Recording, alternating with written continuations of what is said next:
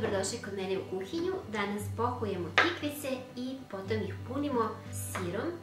Fil možete da korigujete po vašem ukusu, tako što ćete u sir da dodate možda malo iseckane kobasice ili nekih začina koje volite. Potrebne su ovako dve tikvice srednje veličine, potom možete ih iseći na kolutove ili ovako po dužini kao što ću to ja uraditi. Ako su tikvice mlade, koru ne gulim. Posolite tikvice sa obe strane i ostavite 10 minuta da odstoje, da puste vodu koju ćete ocijediti.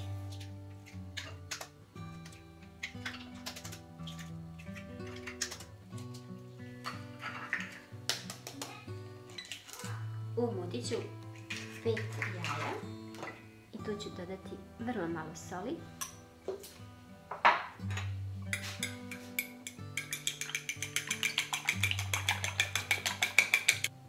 I otprilike 2 kašike mlijeka.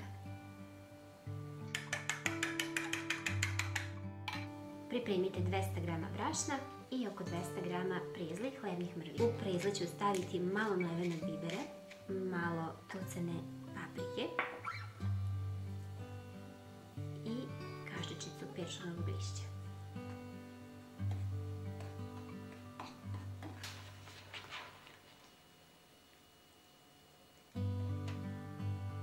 Svaku tikvicu stavim prvo u brašno, potom u jaja i u prezle.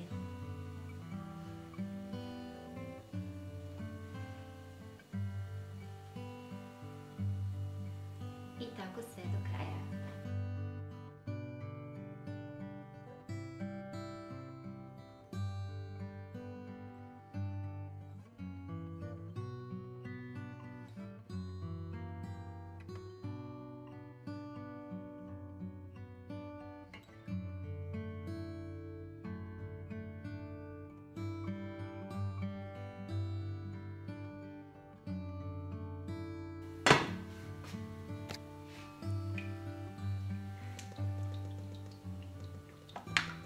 Zagrijte malo više ulja, oko 300 ml.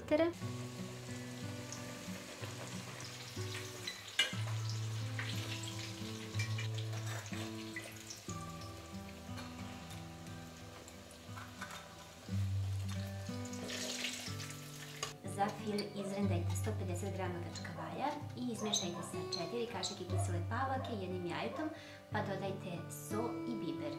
Potom u fil možete dodati razne druge začine ili suhomesnate proizvode, a ja ću ovaj put dodati vrlo malo mladog luka.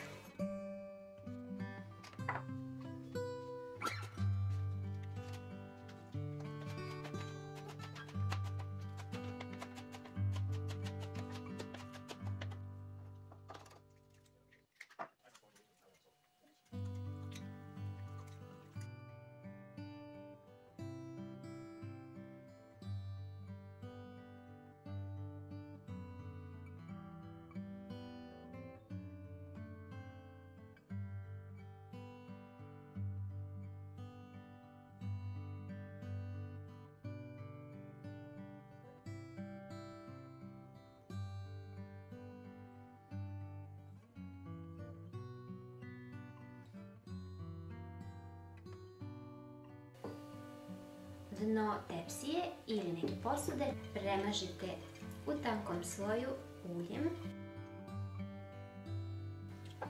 Iscedite vrlo malo limuna. I ja ću ovaj put odozgo ovako na tanke kriške staviti svež paradajz. Sada ovo ide u zagrejanu vrelnu na 250 stepeni da se peče neki 15 minuta.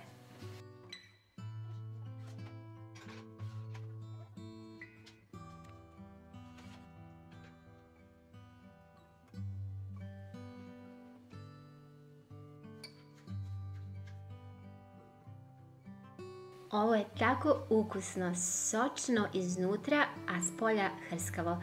Uživajte, dragi moji, u ovom odličnom receptu, jedva čekam da ga isprobate i da mi javite utiske. Sada vas također očekujem u komentarima. Ako ste novi na kanalu, prijavite se i uživajte u receptima.